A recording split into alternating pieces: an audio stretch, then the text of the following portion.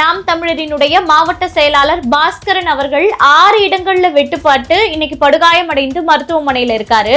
அது மட்டும் இல்லாமல் காவல்துறை தட்டி கேட்டவரின் மீதே பொய் வழக்கு போட்டிருக்காங்க.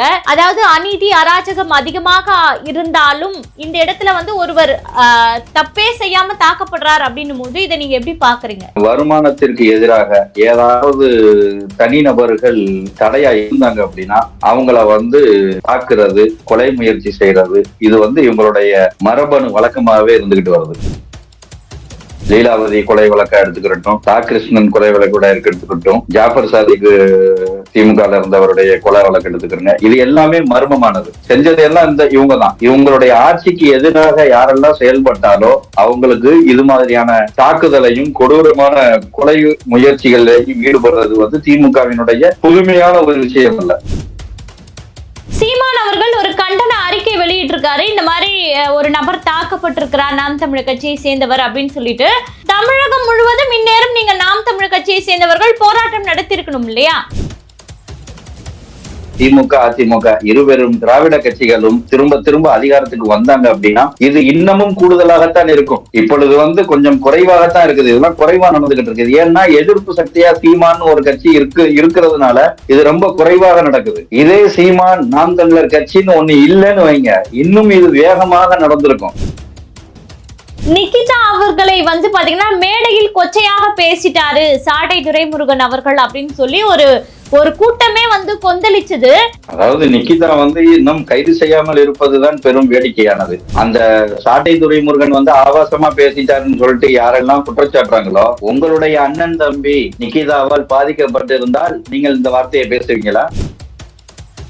இப்ப சமீபத்துல கூட அண்ணன் திருமா அவர்கள் என்ன சொன்னாங்க, தமிழ் மன்னர்கள் மீதும் தமிழ் பற்றின் மீதும் எனக்கு பெரிய அளவு நம்பிக்கையெல்லாம் இல்ல, எனக்கு அதுல ஒன்னும் பெருமைலாம் ஒண்ணும் இல்லை அப்படின்னு சொல்லிட்டு சொன்னார். இதே தமிழ் மன்னர்கள் மீதும் தமிழ் மொழியின் மீதும் பற்று இல்லாத நீங்க, ஒரு பெருமிதம் இல்லாத நீங்க, மோடி அவர்கள் காஞ்சிபுரத்துக்கு ராஜராஜ சோழனுடைய சிலையை நிறுவுவதற்கு ஒரு கூட்டம் போடுறதுக்கு வந்திருந்தாரு. அங்க மேலையில ஏறி போய் நீங்க அந்த வார்த்தையை சொல்லியிருக்கலாமே. இந்த கமலஹாசன் அவர்களோ, பிஜேபி பாரதிய ஜனதாவை சார்ந்தவர்களோ அல்லது தாவேகாவை சார்ந்தவர்களோ இவர்கள் பெரியாரை தூக்குவது என்பது முழுமையான வாசிப்புக்கு உட்படுத்தாமல் வெறுமனை பிளப்புவாதத்துக்கு மாத்திரம்தான் இந்த பெரியாரை பயன்படுத்துறாங்க. 2026 தேர்தலுக்கு பிறகு நம்மை விட அதிகமாக பிரபாகரன் என்றும் தமிழீழம் என்றும் விடுதலை புலிகள் என்றும் இவர்கள் உச்சரிப்பார்கள். நான் உச்சரிக்க வைப்பேன். உலகெங்கும் வாழும் அனைத்து தாய் தமிழ் உறவுகளுக்கும் அன்பு வணக்கம். அனைவராலும் கைவிடப்பட்ட தமிழ் தேசிய இனத்தின் மக்கள் நாம் என்கிற மேதகு அவர்களின் மொழியை உள்வாங்கி திக்கற்று நிற்கும் மக்களுக்கு திசை காட்டும் வழிகாட்டியாக உருவாக்கப்பட்டதுதான் இந்த கலங்கரை ஊடகம். YouTube, Instagram, Twitter, Facebook, TikTok என அனைத்து வகையான தளங்களிலும் இயங்கக்கூடிய இந்த கலங்கரை ஊடகத்தை 195 நாடுகளிலும் வாழக்கூடிய தமிழ் மக்கள் கலங்கரை ஊடகத்தை சப்ஸ்கிரைப் செய்து தங்களுடைய ஆதரவை தர வேண்டும் என்று அன்புரிமையோடு கேட்டுக்கொள்கிறோம். நன்றி, வணக்கம். கலங்கரை சொந்தங்களுக்கு அன்பு வணக்கம். கலங்கரை நிகழ்ச்சிக்கு உங்களை வரவேற்பதில் மகிழ்ச்சி. இன்று நம்மோடு நேர்காணலில் இணைந்திருப்பவர் தமிழ் தேசிய இஸ்லாமிய கூட்டமைப்பின் ஒருங்கிணைப்பாளர் இமாம் சைஃபுல்லா அவர்கள். வணக்கம் அண்ணா. வணக்கம், வாழ்த்துக்கள். நலமா இருக்கீங்களா? நலமா இருக்குமா, நீங்க எப்படி இருக்கீங்க? நலமா இருக்குங்கண்ணா. நேற்று தமிழ்நாட்டுல மணல்மேடு அப்படிங்கிற பகுதியில பாத்தீங்கன்னா கள்ளச்சாராயத்தை விற்பவர்களை தட்டி கேட்ட நாம் தமிழரினுடைய மாவட்ட செயலாளர் பாஸ்கரன் அவர்கள் 6 இடங்கள்ல வெட்டுப்பாட்டு இன்னைக்கு படுகாயமடைந்து மருத்துவமனையில இருக்காரு. அது மட்டும் இல்லாமல் காவல்துறை தட்டி கேட்டவரின் மீதே பொய் வழக்கு போட்டிருக்காங்க. இதை எப்படி பாக்குறீங்க? அதாவது அநீதி அராஜகம் அதிகமாக இருந்தாலும் இந்த இடத்துல ஒருவர் தப்பே செய்யாம தாக்கப்படுறார் அப்படின்னும் போது இதை நீங்க எப்படி பாக்குறீங்க? அதாவது திராவிட கட்சியினுடைய வழக்கமே, அவங்களுடைய பழக்க வழக்கமே அதுதான். இன்னைக்குன்னு இல்ல, திராவிட கழகத்தினுடைய முன்னாள் முதல்வர் கலைஞர் கருணாநிதி அவர்களுடைய அரசியல் வாழ்க்கையில் இருந்து இது தொடர்ச்சியா இந்த அரசாங்கத்திற்கு எதிராக அல்லது அரசினுடைய வருமானத்திற்கு எதிராக ஏதாவது தனிநபர்கள் தடையா இருந்தாங்க அப்படின்னா அவங்கள தாக்குறது, கொலை முயற்சி செய்யறது, இது இவங்களுடைய மரபணு வழக்கமாகவே இருந்துகிட்டு வருது. லீலாவதி கொலை வழக்கா எடுத்துக்கிட்டோம், கிருஷ்ணன் கொலை வழக்கூட எடுத்துக்கிட்டோம், ஜாஃபர் சாதிக்கு திமுக இருந்தவருடைய கொலை வழக்கு எடுத்துக்கிறோங்க. இது எல்லாமே மர்மமானது. செஞ்சது எல்லாம் இவங்க தான். இவங்களுடைய ஆட்சிக்கு எதிராக யாரெல்லாம் செயல்பட்டாலோ அவங்களுக்கு இது மாதிரியான தாக்குதலையும் கொடூரமான கொலை முயற்சிகளையும் ஈடுபடுறது திமுகவினுடைய புதுமையான ஒரு விஷயம் அல்ல. இது காலங்காலமா தொன்று தொட்டு நடந்துகிட்டு இருக்கிறது தான். சமீபத்துல நடந்த ஒரு விடுதலை சிறுத்தைகளினுடைய கட்சிகளை சார்ந்த ஒரு 3 நபர்கள் அண்ணன் ஏர்போர்ட் மூர்த்தி அவர்களை தாக்குறாங்க. தெல்ல தெளிவான காணொளி காட்சிகள்லாம் இருக்குது, உலகமே பார்த்தது.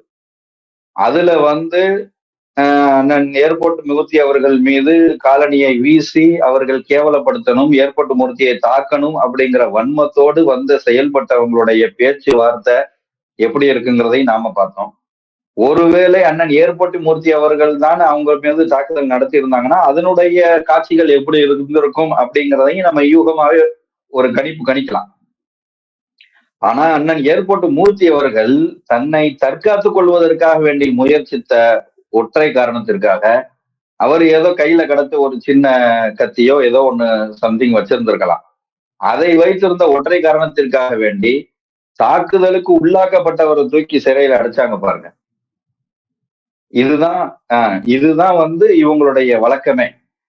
ஒருத்தவங்களை தாக்குவாங்க, அடிப்பாங்க, நாம எதிர்த்து திருப்பி அடித்தோம், எதிர்த்து கேள்வி கேட்டோம், எதிர்த்து நம்ம குரல் கொடுத்தோம் அப்படின்னா நம்மளுடைய குரல் வலையை நசுக்கிற வேலையை இவங்க காலங்காலமா பண்ணிக்கிட்டு வர்றாங்க. இப்போ அதிகரிச்சிருக்கு இல்லையா? தொடர்ந்து இப்போ ஒரு வாரமாக பாத்தீங்கன்னா பத்திரிகையாளரை தாக்கி இருக்கிறார் பழனி ஆண்டி என்ற எம்எல்ஏ. அது மட்டும் இல்லாமல் தாரிகா அவங்க கனிம வளம் கொள்ளை போகுது அப்படின்ட்டு நாம் தமிழர் கட்சி சார்பாக அந்த கல்குவாரிலேயே போய் போராட்டம் நடத்துறாங்க. இப்போ இந்த பிரச்சனைகள் சமூகத்தில் அதிகமாக ஆய்கொண்டே இருக்கு இல்லைங்களா? இந்த திமுக, இந்த திராவிடம், திமுக அதிமுக இருவரும் திராவிட கட்சிகளும் திரும்ப திரும்ப அதிகாரத்துக்கு வந்தாங்க அப்படின்னா இது இன்னமும் கூடுதலாகத்தான் இருக்கும். இப்பொழுது கொஞ்சம் குறைவாகத்தான் இருக்குது. இதெல்லாம் குறைவா நடந்துகிட்டு இருக்குது. ஏன்னா எதிர்ப்பு சக்தியா சீமான்னு ஒரு கட்சி இருக்கிறதுனால இது ரொம்ப குறைவாக நடக்குது. இதே சீமான் நாம் தமிழர் கட்சின்னு ஒண்ணு இல்லைன்னு வைங்க, இன்னும் இது வேகமாக நடந்திருக்கும். இதெல்லாம் கம்மி. புதுக்கோட்டையில புதுக்கோட்டை ஜாஃபர் அலின்னு ஒருத்தர் கொலை செய்யப்பட்டார். கனிம வள கொள்ளைக்கு எதிராக செயல்பட்டவர். வக்ஃபு சொத்துக்களை மீட்பதற்காக வேண்டி ஜாயிர் ஹுசேன் ஒருவர் கொலை செய்யப்பட்டார். போதைப் பொருட்களை விநியோகத்தை தடுக்கிறதுக்கு முயற்சி செஞ்ச வாசிம் அக்ரம் என்ற ஒரு இஸ்லாமியர் கொலை செய்யப்பட்டார். அதுபோக தூத்துக்குடி மாவட்டத்துல கனிம வள கொள்ளையை தடுத்ததுனால ஒரு விஏஓ வெட்டி கொலை செய்யப்பட்டார். இப்படி நாம விரல் விட்டு என்ற அளவுக்கு இந்த பிரச்சனைகள் நடக்குது தெரியுமா? இதெல்லாம் செய்திகள்ல வரக்கூடிய செய்தி. செய்தித்தாள்கள்ல ஊடகங்கள்ல வராத இன்னும் எத்தனையோ பல விஷயங்கள் நாடு முழுக்க நடந்துகிட்டு தான் இருக்குது. ஆனா இது திமுகவினுடைய மிக பெரும் குற்றங்களை எதிர்த்து யாரு பேசினாலும் அவங்களுடைய குரவலையை நசுக்கக்கூடிய செய்தி. இது வளமையா இவங்களுடைய பழக்கமே அதுதான். திமுக அதிமுகவினுடைய பழக்கமே அதுதான். இது ஒரு பயத்தை ஏற்படுத்தக்கூடிய வகையில இல்லையாண்ணா? இப்ப நான் கேள்வி கேட்டா உன்னை நான் சாகடிச்சிருவேன் என்ன மிரட்டும் போது இது ஒரு பயத்தை விதைப்பது போல இல்லையா? அவங்க நினைச்சுக்கிட்டு இருக்காங்க இது மாதிரிலாம் நம்ம அச்சுறுத்துறோம் அப்படின்னா எல்லாரும் பயந்துருவாங்க, அச்சப்பட்டுருவாங்க அப்படின்னு. உயிரை துச்சமாக கருதுபவன் எப்படி அச்சப்படுவான்? உங்களுடைய மிரட்டலுக்கும் உருட்டலுக்கும் எல்லாம் பயப்படுற ஆளா இருந்தா அந்த நாம் தமிழர் கட்சி பொறுப்பாளர் வந்திருக்க மாட்டார் களத்துக்கு. உங்களையெல்லாம் எதிர்த்து உங்களை அம்பலப்படுத்தணும், உங்களை சட்டத்துக்கு முன் நிறுத்தணும், நீங்க செய்யறது குற்றம் அப்படிங்கிறத இந்த பொதுமக்களுக்கு தெரியப்படுத்தணுங்கிற துணிச்சலோடு தன் மரணத்தை துச்சமாக கருதுனதுனாலதான் அந்த நாம் தமிழர் கட்சியினுடைய பொறுப்பாளர் அந்த இடத்துக்கே உங்களை சந்திச்சிருக்காருல. அப்படிங்கிறப்ப நீங்க அவர் ஒருத்தரை தாக்குறதுனாலயோ அவரை நீங்க அச்சுறுத்திடலாம், அவர் மாதிரி வேற யாரும் வந்துடக்கூடாது அப்படிங்கிறத நீங்க தடுத்து நிறுத்திடலாம்னு நினைச்சீங்கன்னா அது உங்களுடைய முட்டாள்தனம். இந்த உலகத்துல எங்க தீமை நடந்தாலும் அந்த தீமையை ஒழிப்பதற்கு மண்ணில் யாராவது ஒரு மனிதன் பிறந்து கொண்டுதான் இருப்பான், தட்டி கேட்கத்தான் செய்வான். அதனால இவங்களுடைய அச்சுறுத்தல் இது மனித சமூகத்திற்கு ஒரு பெரிய பாதிப்பை எல்லாம் ஏற்படுத்திடாது. எத்தனை புரட்சியாளர்களை உங்களால் தடுத்து நிறுத்த முடியும்? எத்தனை புரட்சியாளர்களை நீங்க அச்சுறுத்திட முடியும் உங்களால? மொழி போருக்கு எதிராக இந்தி திணிப்புக்கு எதிராக தன்னுடைய உயிரையே தியாகம் பண்ணின ஒரு மரபணு வரலாற்று பரம்பரையில் வந்தவர்கள் தமிழர்கள். உங்களுடைய இந்த அருவாள் வெட்டுக்கும் உங்களுடைய இந்த துப்பாக்கி சூட்டுக்கெல்லாம் பயந்துருவாங்களா? அப்ப நீங்க வந்து யார் என்ன நினைக்கிறீங்க? நாங்க எல்லா குற்றத்தையும் இந்த மண்ணுல நாங்க செய்வோம், சட்டவிரோதமா கள்ளச்சாராயம் நடக்கும், அதை குடிச்சு சாவாங்க, நாங்க பணத்தை கொடுப்போம், நீங்க வாங்கிக்கிறோம். நீங்க எதிர்த்து பேசிடக்கூடாது. கள்ளச்சாராயத்துக்கு ஒரு தீர்வை நீங்க வந்து என்ன செஞ்சிடக்கூடாது, தேடிடக்கூடாது. இதுதான் ஒரு அரசினுடைய லட்சணமா? இது கேவலம் இல்ல?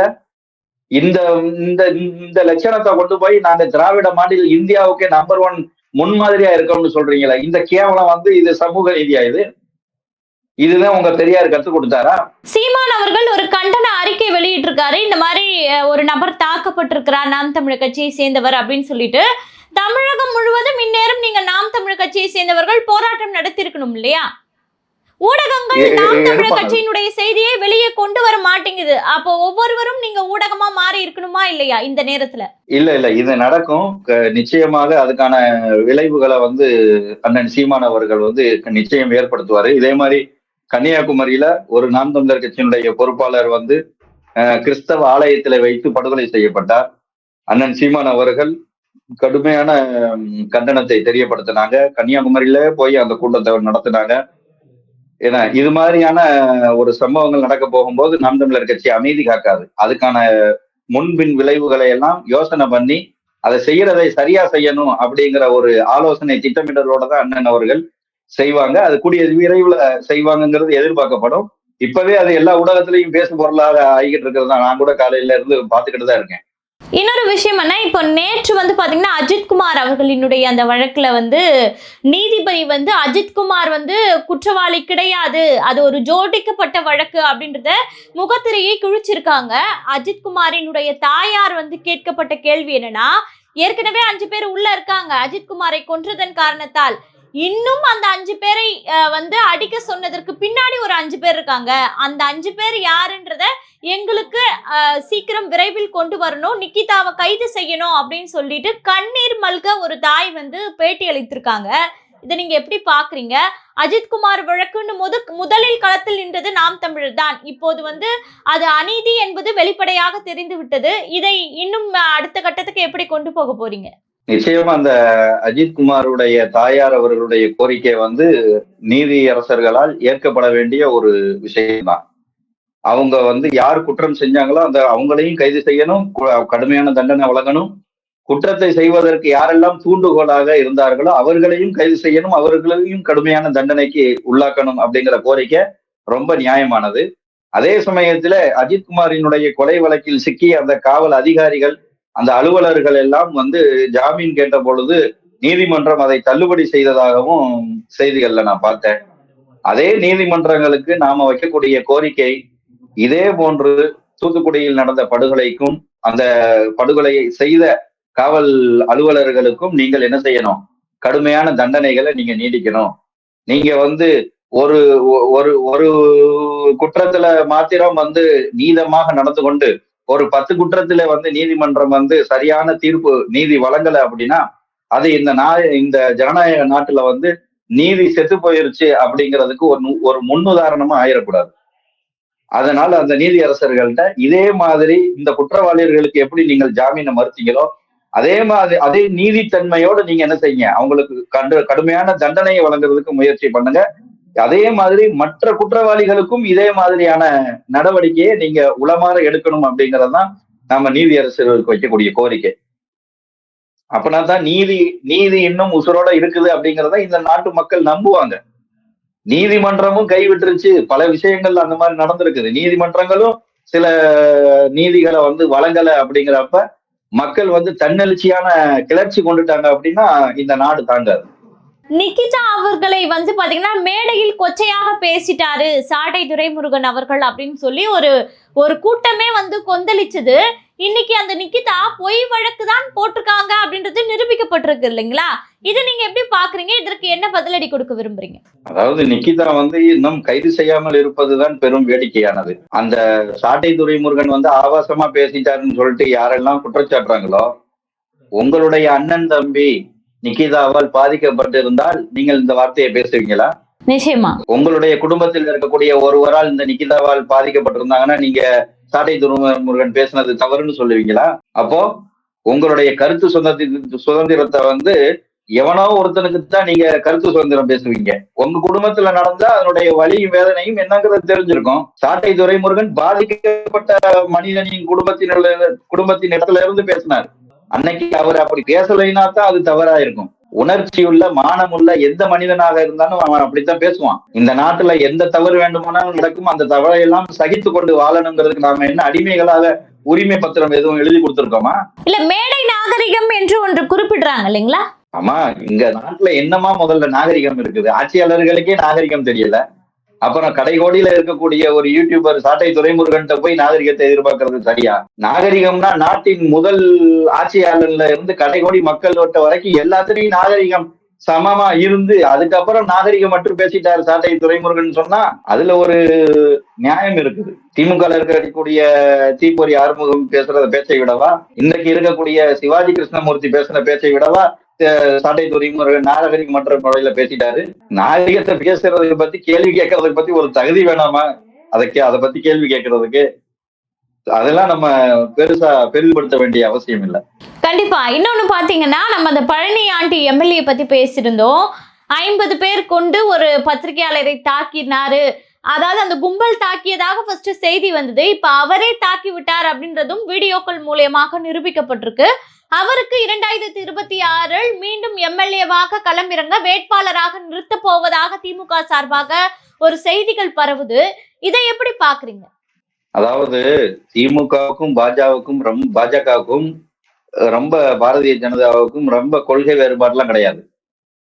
பிஜேபியினுடைய ஆட்சியில் எப்படி கௌரி லங்கேஷ் அப்படிங்கிற ஒரு பத்திரிகையாளர் படுகொலை செய்யப்பட்டாரோ அதே போன்றுதான் நீங்க இத ஒப்பிட்டு பார்க்கணும். அதே மாதிரி இந்த திமுக ஆட்சியிலையும் ஒரு பத்திரிகையாளர் தாக்கப்படுறார். ஈரோடு கிழக்கிலையும் இதே மாதிரி ஒரு பத்திரிகையாளர் தாக்கப்பட்டார். இதெல்லாம் வந்து எதை உணர்த்துது அப்படின்னா, பாமர மக்கள் புரிஞ்சு கொள்ள வேண்டும், பாரதிய ஜனதாவிற்கும் திமுகவுக்கும் எந்த வேறுபாடும் கிடையாது. இருவரும் அவர்களை எதிர்த்து குரல் கொடுக்கக்கூடியவர்களை, அவர்களை எதிர்த்து கேள்வி கேட்கக்கூடியவர்களுடைய குரல்களை நசுக்குவார்கள். இவர்கள் பேசக்கூடிய சமூக நீதி போலியான சமூக நீதி. இவர்கள் பேசக்கூடிய அந்த சமத்துவம்ங்கிறது வெறும் போலியானது. வாயளவுலதான் பேசுவாங்களே ஒழிய அது செயல்பாட்டுல என்னைக்குமே சமூக நீதத்தோடு அவங்க வழங்க மாட்டாங்க. அப்படி அவங்க நடந்திருந்தாங்க அப்படின்னா அண்ணன் ஏர்போர்ட் மூர்த்தி அவர்கள் மீது அவர் சிறைக்கு செல்ல வேண்டிய அவசியமே இருந்திருக்காது. இந்த காவல் அலுவலர்கள் வந்து அவர் மீது குண்டாசு போட்டிருக்க மாட்டாங்க. அப்போ வந்து இந்த பத்திரிகையாளர்களையே தாக்கக்கூடிய அளவிற்கு இந்த திமுக அரசு துணிஞ்சிருக்கு அப்படின்னா இது பாரதிய ஜனதாவினுடைய இன்னொரு முகம்தான் இந்த திமுகங்கிறது. கண்டிப்பா. இன்னைக்கு வந்து பாத்தீங்கன்னா அந்த புலி படத்துக்கு வந்து 15 கோடி வருமான ஏய்ப்பு செஞ்சிருக்கதாக ஒரு வழக்கு போயிருந்தது இல்லையா? இன்னைக்கு வந்து அதுக்கு 1.5 கோடி வந்து அபராதமாக செலுத்தணும் அப்படின்ற மாதிரி நீதிமன்றம் அது தவறில்லை அப்படின்ற ஒரு விஷயத்தை வலியுறுத்தி பேசியிருக்காங்க. இதை நீங்க எப்படி பாக்குறீங்க? அதாவது வருமான வரி கட்ட தேவையில்லைன்னு ஒரு கோரிக்கை வச்சிருப்பாரு போல விஜய். ஆமா, அந்த மனுவை வந்து நீதிமன்றம் வந்து தள்ளுபடி செஞ்சிருச்சு. நீங்க வருமான வரி கட்டிதான் ஆகணும் அப்படின்னு. ஆமா. அதாவது கடைசியா நடந்த ஒரு கட்சி கூட்டத்துல வந்து விஜய் பேசுறாரு, நான் வந்து எல்லா பணத்தையும் பார்த்தவன், அதிகமான பணம் என்கிட்ட இருக்கிறதுனால நான் வந்து ஊழல் லஞ்சம் பண்ண மாட்டேன், பண்றதுக்கு யாரையும் விட மாட்டேன் அப்படின்னு. இந்த நீதிமன்றம் தள்ளுபடி செய்த இவருடைய மனுவுடைய லட்சணத்திலேயே தெரியுது, இவர் இந்த நாட்டுக்கே வரி கட்டாதவர், இவர் எப்படி ஊழலற்ற ஒரு ஆட்சியை கொடுப்பாரு? இவரே இந்த நாட்டினுடைய வருமான வரியிலிருந்து தப்பிக்கணும், நாட்டுக்கு வரி கட்டாம நம்ம ஏமாத்தணும்னு நினைக்கிற எண்ணம் கொண்ட இவரு, இதுக்காக வேண்டி நீதிமன்றத்தை நாடுன இவரு எப்படி ஊழலற்ற ஒரு ஆட்சியை கொடுப்பேன்னு சொல்லிட்டு பேசுறதுக்கு அவருக்கு என்ன தகுதி இருக்குது? அறிஞ்சதை இருக்குது. அப்ப இது மாதிரியான நிகழ்வுகள் வந்து அவருடைய முகத்திரையை போலி பிம்பத்தை வந்து தோலுரிச்சு காட்டுறதாத்தான் நான் பாக்குறேன். இன்னொன்னு, கமல் அவர்கள் பாராளுமன்றத்துல பேசிய அந்த விஷயம் வந்து பாத்தீங்கன்னா, தமிழர்கள் நாங்கள் பிச்சை எடுக்க மாட்டோம், உங்ககிட்ட நிதி கேட்டு நாங்க பிச்சை எடுக்க மாட்டோம் அப்படின்ற மாதிரியான வார்த்தைகளை பயன்படுத்தினாரு. காசுக்காக நாங்க வந்து நாட்டையும் ஓட்டையும் விற்க மாட்டோம் அப்படின்லாம் வந்து பேசியிருந்தாரு. அதாவது தெரிந்தோ தெரியாமலோ பெரியாரை இவரே எதிர்க்கிறாரா அப்படின்ற ஒரு கேள்வியும் அவர் பேசிய அந்த பேச்சும் இன்னைக்கு வைரலாகி இருக்கு. இதை நீங்க எப்படி பார்க்கறீங்க? அவருடைய கருத்தை புரிஞ்சுக்கிறதுக்கே நமக்கு இன்னும் ஒரு 5 வருஷம் ஆகுமே. ஏன்னா அவர் எந்த இடத்துல போய் ஐக்கியமாயிருக்காரோ, எந்த இடத்துல போய் சரணடைஞ்சிருக்காரோ, அவர் அங்க இருந்துதான் அரசியலுக்கு அனுப்பப்பட்டார் அப்படிங்கிறது இன்னைக்குதான் மக்களுக்கு புரிய ஆரம்பிச்சிருச்சு. இதே மாதிரி ஒரு நாள் விஜயும் அவர் இந்த மாதிரியான திமுக பாஜகவினால் உருவாக்கப்பட்ட ஒரு அரசியல் தலைவர் அப்படிங்கிறது கூடிய விரைவுல நமக்கு புரிய வரும், திரு கமலஹாசன் அவர்களை போலவே. இல்ல, அப்ப கூட பெரியாரை ஏற்றுக்கொண்டவர்கள் தானே திமுகவை சேர்ந்தவர்கள். இவர் பெரியார் பேசியதற்கு எதிராக பேசுவது போல இருக்கு இல்லையா? தமிழ் மொழி படித்தால் பிச்சை எடுப்பாய் என்பது பெரியார் சொன்னது தானே. அதை தானே நிர்மலா சீதாராமன் கோட் பண்ணி சொல்லியிருந்தாங்க. அதாவது பாஜகவோ கமலஹாசனோ விஜயோ இவங்கெல்லாம் பெரியாரை தூக்குறது ஒரு பிழைப்பு வாதத்துக்காக வேண்டி பெரியாரை தூக்குறாங்க. பெரியாரினுடைய முழு ஒரு நாணயத்தின் 2 பக்கங்களையும் பார்க்கணுங்கிற மாதிரி பெரியாரினுடைய 2 பக்கத்தையும் நீங்க படிங்க. அவர் பெண்ணியத்துக்காக வேண்டி போராடினாரு, முற்போக்கு பேசினாருன்னு மட்டுமே நீங்க சொல்றீங்களே, அவர் எவ்வளவு பிற்போக்குத்தனமான கருத்துக்களையும் இந்த சமூகத்துக்கு பேசியிருக்காருங்கிறதையும் நீங்க சேர்த்து சொல்லணும். அப்பனாத்தான் அது சரியான பார்வை. இந்த கமலஹாசன் அவர்களோ பிஜேபி பாரதிய ஜனதாவை சார்ந்தவர்களோ அல்லது தாவேகாவை சார்ந்தவர்களோ இவர்கள் பெரியாரை தூக்குவது என்பது முழுமையான வாசிப்புக்கு உட்படுத்தாமல் வெறுமனே பிளப்புவாதத்துக்கு மாத்திரம்தான் இந்த பெரியாரை பயன்படுத்துறாங்க. நாம் தமிழர் கட்சி சீமான் அவர்கள் மாத்திரம்தான் உண்மையை சொன்னார். நாங்கள் இதுவரைக்கும் அது வழி நடந்த பாதை. சீமான் அவர்கள் பெரியாரை தூக்கி சுமந்தது வழி நடந்த பாதை. அவர் இன்னொரு தலைமையின் கீழ் வழி நடந்து வந்தார். இப்பொழுது சீமான் அவர்கள் வழி நடத்துகிற பாதை, இந்த பாதையை சீமான் தான் வழி நடத்துறார். இவர் வேறு விதமான பாதையில வழி நடத்துறார். அப்ப அதுல பெரியாரை தூக்கி சுமக்க வேண்டிய அவசியம் நமக்கு தேவையில்லை அப்படிங்கிறத சீமான் உணர்றாரு, மக்களுக்கும் அதை உணர்த்துறாரு. அது நியாயமானது. ஆனால் இவர்கள் பெரியாரினுடைய தவறுகளை எல்லாம் மூடி மறைத்து விட்டு பெரியார் செய்த ஒரு சில காரியங்களை மாத்திரம் தூக்கி பிடித்துக் கொண்டு பிழைப்புவாதம் செய்கிறார்கள் என்பதுதான் இந்த கமலஹாசன் அவர்களுடைய அந்த கருத்திலிருந்து நமக்கு புரியுது. அதே மாதிரி பாரதிய ஜனதா கட்சி பெரியாரை எதிர்க்குது அப்படின்னா அதுவும் ஒரு பிழைப்புவாதம் தான். ஏன்னா அந்த பார்ப்பன ராஜாஜி கூட தான் அவர் என்ன செஞ்சிருந்தாரு, காலம் முழுக்க அந்த ராஜாஜியினுடைய மரணத்திற்கு கண்ணீர் விட்டு அழுகின்ற அளவிற்கு நட்போடு இருந்திருக்காரு. பார்ப்பனரான ராஜாஜிக்கும் உங்க பெரியாருக்கும் என்ன தொடர்பு? வாயளவுல பேசினது ஃபுல்லா பார்ப்பன எதிர்ப்பு, ஆனா உறவு வைத்தது ஃபுல்லா பார்ப்பனருடைய நட்பு. இதுலயே திருமா அவர்கள் இதைதான் கேள்வி கேட்கிறாரு. சீமான் அவர்கள் ஒரு வகையில் பெரியாரை எதிர்ப்பது அப்படின்றது பிஜேபிக்கு அவரையே அறியாமல் துணை போகிறார் அப்படின்ற ஒரு வார்த்தையை பதிவு செய்யறாருல்ல. இதை நீங்க எப்படி பாக்குறீங்க? இதோட இதை கனெக்ட் பண்ணி பார்க்க வேண்டிய கட்டாயத்துல இப்ப இருக்கோமான்ற கேள்வி எனக்கு எழுது. அண்ணன் திருமா அவர்கள் அவரை அறியாமையே அவருடைய போலி முகத்தை நிரூபித்துக் கொண்டு இருக்கிறார் இந்த முகத்துல, இந்த கழக இந்த மக்களுக்கு மத்தியில. இப்ப சமீபத்துல கூட அண்ணன் திருமா அவர்கள் என்ன சொன்னாங்க, தமிழ் மன்னர்கள் மீதும் தமிழ் பற்றின் மீதும் எனக்கு பெரிய அளவு நம்பிக்கையெல்லாம் இல்ல, ஆமா, எனக்கு அதுல ஒண்ணும் பெருமைலாம் ஒண்ணும் இல்லை அப்படின்னு சொல்லிட்டு சொன்னாரு. இதே தமிழ் மன்னர்கள் மீதும் தமிழ் மொழியின் மீதும் பற்று இல்லாத நீங்க, ஒரு பெருமிதம் இல்லாத நீங்க, மோடி அவர்கள் காஞ்சிபுரத்துக்கு ராஜராஜ சோழனுடைய சிலையை நிறுவுவதற்கு ஒரு கூட்டம் போடுறதுக்கு வந்திருந்தாரு. அங்க மேலையில ஏறி போய் நீங்க அந்த வார்த்தையை சொல்லியிருக்கலாமே. அன்னைக்கு மகிழ்ச்சியை தெரிவிச்சுட்டு இன்னைக்கு எங்களுக்கு எந்த விதமான பற்றும் இல்லைன்னு சொன்னா, அப்போ உங்களுடைய அவரை அறியாம திருமா அவர்கள் தன்னுடைய போலி முகத்தை தோல் உரித்துக் கொண்டிருக்கிறார் இந்த சமூகத்துல. அவரை அறியாமையே அவர் அந்த வேலையை அவர் செய்யறாரு. நான் கேட்ட கேள்விக்கும் நீங்க விளக்கம் கொடுத்தீங்கன்னா நல்லா இருக்கும். ஏன்னா திருமா குறிப்பிட்டது சீமான் அவர்கள் பெரியாரை எதிர்ப்பது அப்படின்றது ஒரு வகையில் பிஜேபிக்கு துணை போகிறார் என்ற ஒரு முத்திரையை குத்தி இருக்கிறார். இது இல்லை என்பதை நிரூபிக்கக்கூடிய வகையில நீங்க ஒரு விளக்கம் கொடுத்தீங்கன்னா நல்லா இருக்கும். பெரியாரை எதிர்ப்பதனாலேயே பிஜேபிக்கு துணை போகிறாரு அப்படின்னா நீங்க பிஜேபி காரருக்கு போய் நேரடியா கும்பிடு போட்டுட்டு வந்தீங்களே அமித்ஷாவுக்கு, பிஜேபி காரங்களுடைய மேடையில ஏறி ஒன்னா பக்கத்துல நின்றீங்களே. இவர் பெரியாரை எதிர்க்கிறதுனாலதான் துணை போகிறாரு. நீங்க நேரடியாவே துணை போகிறீங்க. நேரடியாவே பாரதிய ஜனதாவை நீங்க பள்ளி இழிச்சு கூட்டிட்டு வந்தீங்களே.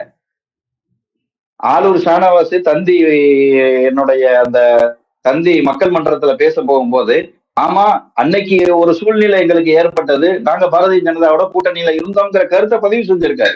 நீங்க இன்னைக்கு பாத்தீங்கன்னா அந்த பதிவு இருக்குது. ஆமா, தவறு இல்ல. அது தவறா சரியான்னு கேட்டப்ப தவறுன்னு ஒத்துக்கிட்டாரு. இன்னைக்கு நாங்க என்னவா இருக்கோம் அப்படின்னு கேட்டாரு. அப்போ எல்லா தவறையும் பாரதிய ஜனதா கூட கல்யாணம் முடிச்சு தாலி கட்டி எல்லா குடும்பமையும் நடத்தி போட்டு உண்மையாலுமே பாரதிய ஜனதாவிற்கு எதிராக இருக்கக்கூடிய கருத்தியல் ரீதியாக, கொள்கை ரீதியாக, அரசினுடைய திட்டத்தின் ரீதியாக சீமான் மாதிரியான விமர்சனத்தை வேறு எந்த அரசியல் தலைவர்களும் தமிழ்நாட்டுல வைக்கல. அதனுடைய காழ்ப்புணர்ச்சியில தான் அண்ணன் திருமா அவர்கள் இப்படி எல்லாம் பேசி சீமான வீழ்த்திடலாம் அப்படிங்கிறதுக்கு அவர் ஒரு முயற்சிக்கிறார், வேற ஒண்ணு இல்ல. இதை ஒண்ணும் பெருசாலாம் கருத வேண்டிய அவசியம் இல்லை. இன்னொன்னு, திருமா அவர்கள் தமிழ் தேசிய எழுச்சி மாநாடு நடத்த போவதாக ஒரு அறிவிப்பை வெளியிட்டிருக்காரு. தமிழ் தேசிய கொள்கை அப்படின்னு எடுத்துக்கிட்டாலே சீமான் அவர்களினுடைய உச்சபட்ச கொள்கை அப்படின்னு பாத்தீங்கன்னா தனித்தமிழ் நாடு என்று அதிகபட்சமாக கேட்பாரன்னு நம்ம பார்ப்போம்னு வச்சுக்கோங்களேன். அப்போ திருமாவளவன் அவர்கள் இதை நடத்துகிறார் அப்படின்னா இதே கொள்கையை அவரும் ஏற்றுதான் இந்த மாநாட்டை நடத்த போறாரான்ற கேள்வி இருக்குன்னு. இல்ல, முதல்ல தமிழ் தேசியம்னா என்னங்கிறத அவர் என்ன சொல்றாரு அந்த மாநாட்டுல அப்படிங்கறத நம்ம முதல்ல பார்ப்போம். தமிழ் மன்னர்கள் மீது எந்த விதமான பற்றும் எனக்கு கிடையாது, தமிழ் மொழியின் மீது எல்லாம் எனக்கு பற்று கிடையாதுன்னு பேசி போட்டு மொழி அபிமானம், தேசாபிமானம் இதெல்லாம் சமூக தொண்டு செய்யறவனுக்கு வரக்கூடாதுன்னு சொல்லிட்டு எப்படி ஈவேரா பேசுறாரோ அதே நிலைப்பாட்டில தான் நானும் இருக்கேன்னு சொல்லிட்டு சொன்னார்ல இப்ப சமீபத்துல. ஆமா, இப்படி எந்த தேசாபிமானமும் இருக்கக்கூடாதுன்னு சொல்லிட்டு, எந்த மொழி அபிமானமும் இருக்கக்கூடாதுன்னு சொல்லிட்டு, எந்த மன்னர் மீதின் பற்றும் இல்லைன்னு சொல்லிவிட்டு இன்னைக்கு தமிழ் தேசிய மாநாட்டுல நீங்க என்னத்த பேசுவீங்க? எது தமிழ் தேசிய அரசியல் நீங்க பேசுவீங்க? போலி தமிழ் தேசியம் என்று குறிப்பிடுகிறார் அண்ணா. சரி, உண்மையான தமிழ் தேசியத்தை நீங்க உங்க மாநாட்டுல பதிவு செய்யட்டும். அதுக்கப்புறம் எது போலி எது உண்மைங்கிறத நம்ம பார்த்துருவோம். உழவு தூரம் களத்துக்கு வந்தாச்சு. அண்ணன் திருமா அவர்கள் நெருங்கி வர்றாரு. தன்னுடைய போலி பிம்பத்தை மக்களுக்கு மத்தியில இது பொய்ங்கிறத உடைச்சு காட்டுறதுக்கு அவரே வாண்டடா வண்டியில ஏறுறாரு. வரட்டும், எது தமிழ் தேசியம்ங்கிறத பேசாமே போயிட போறாரு தமிழ் தேசிய மாநாட்டுல. தமிழ் தேசியம்னா தனி நாடு கேட்கிறதுன்னு சொல்றாரு. தனி நாடு கேட்டா நீங்க கொடுத்துற நிலைமையில இருக்கியா? திராவிடம் பேசக்கூடிய நீங்கள் திராவிட நாடு கேட்டீங்களா? கேட்டதை பெரியார் ஏன் பாதியிலேயே விட்டுட்டு போனாரு? திராவிட நாடை கடைசி வரைக்கும் கேட்கலாமே. இன்னமும் திராவிட கருத்தியலை நீங்க தூக்கி சுமக்குறீங்களா? இன்னமும் ஈவராவை தூக்கி சுமக்குறீங்களா? அப்ப நீங்க அந்த திராவிட நாடு கேட்கலாமே. ஏன் நீங்க கேட்காம மௌனம் காக்குறீங்க? எத்தனை மேடைகள்ல நீங்க திராவிட நாடு வேணும்னு கோரிக்கை வச்சிருக்கீங்க? இப்ப நீங்க பேசக்கூடிய தமிழ் தேசிய மாநாட்டுல எங்களுக்கு தனி நாடு கேட்பதுதான் தமிழ் தேசியம்னா இன்னைக்கு நீங்க அந்த மாநாட்டுல கேட்டுருங்க பார்ப்போம், எங்களுக்கு தனி நாடு வேணும்னு. அப்போ அவருடைய போலி பிம்பத்தை அவரே உடைப்பதற்கு தயாராகிவிட்டார் அண்ணன் திருமா அவர்களை. நாம் சிரமப்பட்டு அவரை வீழ்த்தணும்னு அவசியம் இல்லை, அவரே அம்பலப்படுறாரு மக்களுக்கு மத்தியில. கண்டிப்பா இன்னொன்னு பாத்தீங்கன்னா இந்த தமிழ் தேசிய மாநாட்டுல நிச்சயமாக அம்பலப்பட்டுருவார். கண்டிப்பா. இன்னொன்னு, ஏடிஎம்கேவின் சார்பாக வாக்குறுதிகள் வெளியாகிட்டு வருது. அதுல ஒரு முக்கியமான வாக்குறுதியா பாத்தீங்கன்னா சிறுபான்மையினர் மகளிர்கள் தொழில் தொடங்குவதற்கு வட்டி இல்லா கடனை நாங்கள் ஆட்சிக்கு வந்தால் வழங்குவோம் அப்படின்றாங்க.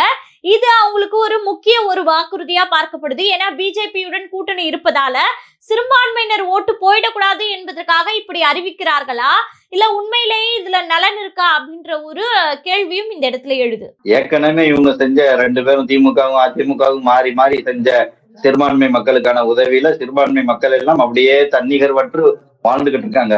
ஏன்னா அதுல இவங்க புதுசா அதாவது 10ஓட 11 அத்தோட இது ஒன்றுன்னு சொல்லுவாங்கல்ல. போற போக்குல 10 பொய் சொல்றதுல இது ஒரு பொய்யையும் அடிச்சு விட்டு போயிட வேண்டியதுதான்.